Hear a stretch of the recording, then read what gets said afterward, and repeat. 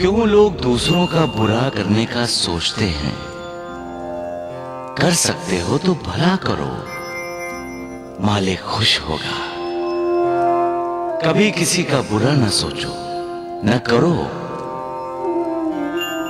क्योंकि बुरे काम का नतीजा बुरा ही होता है। कहते हैं ना, जो दूसरों के लिए गड्ढा खोदता है वो खुद उसी गड्ढे में गिरता है। दूसरों का बुरा करने से कभी ये साबित नहीं होता कि तुम अच्छे और सच्चे इंसान हो। जब हम किसी का बुरा करते हैं तो अपनी आत्मा की हत्या करते हैं, और आत्मा की हत्या के बाद मालिक से रिश्ता कैसे जोड़ा जा सकता है? क्योंकि हमारा बुरा कर्म देखकर मालिक को दुख होता है। जो मालिक हमें सुख देता है, क्या हम उस मालिक को दुखी करेंगे?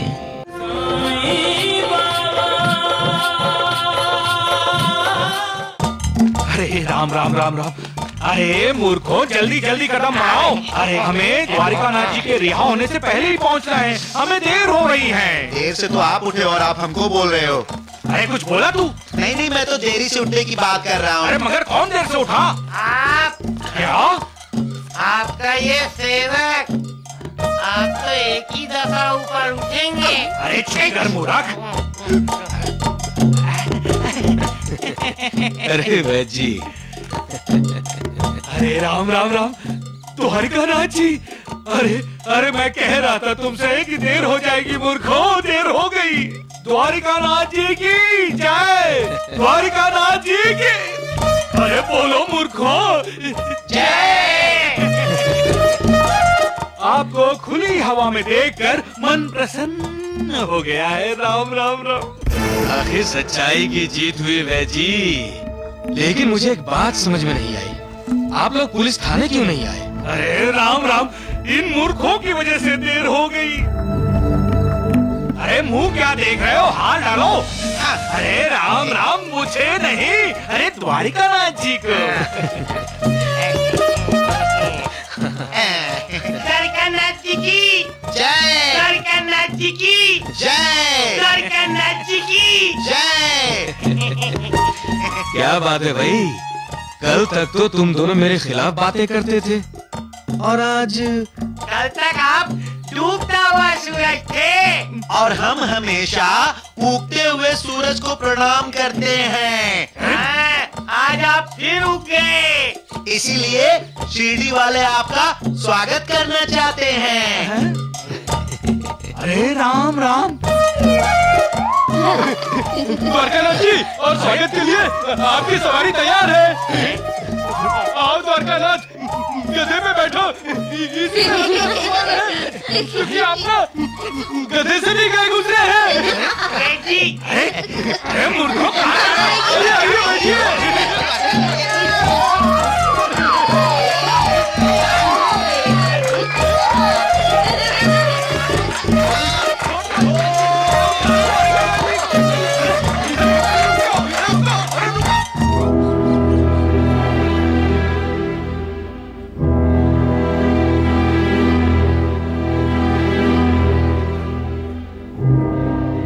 देखिए निर्मला जी, रामलाल भाई साहब मेरे बड़े भाई जैसे हैं और मनीषा भाभी परजाई है। उन दोनों ने मेरे लिए इतना कुछ किया है कि शायद अगर मेरे कोई बड़े भाई या फिर मेरे पिता होते ना तो वो भी इतना नहीं करते। निर्मला, भाई साहब और परजाई जी के लिए तुम्हारे मन में इतना आदर सम्मान है, ये देखकर मुझे बहुत खुशी हुई। तुम बहुत महान हो, बहुत महान हो निर्मला।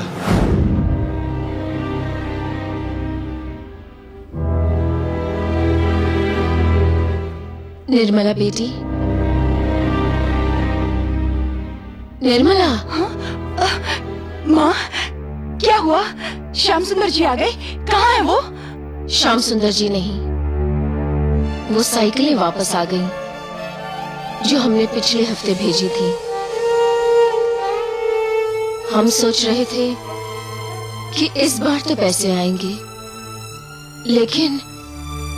लेकिन इस बार भी साइकिलें नहीं बिकी। और अगर इसी तरह चलता रहा तो राजेंद्र साइकिल्स का नाम बदनाम हो जाएगा। इस बदनामी के पीछे कौन है माँ? हम ही तो हैं। धनजी सेठ 3 बार आकर गए हैं। पता है।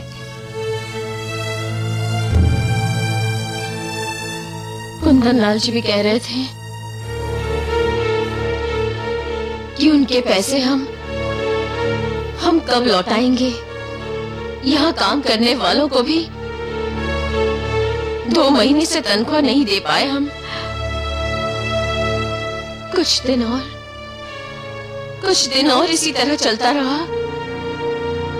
तो राजेंद्र साइकिल्स की नीलामी करनी पड़ेगी।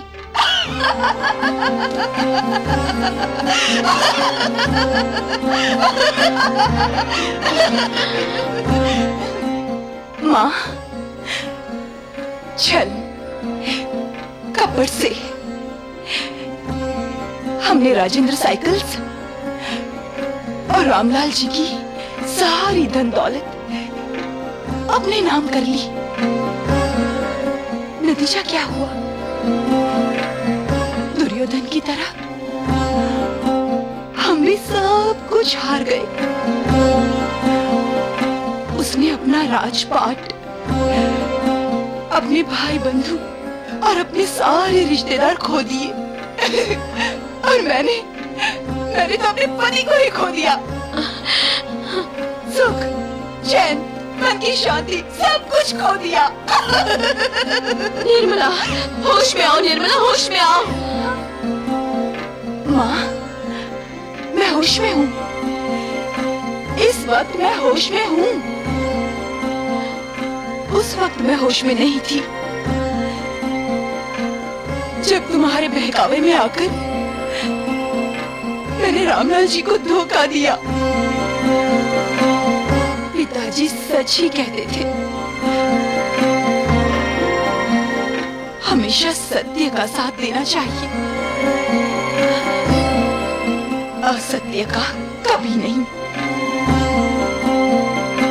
सत्य के साथ ही सुख चैन रहता है, सत्य के साथ ही शांति रहती है और सत्य के साथ ही संपत्ति रहती है। असत्य के साथ सिवाय भ्रम के, वहम के और कुछ नहीं रहता। कुछ भी नहीं, कुछ भी नहीं।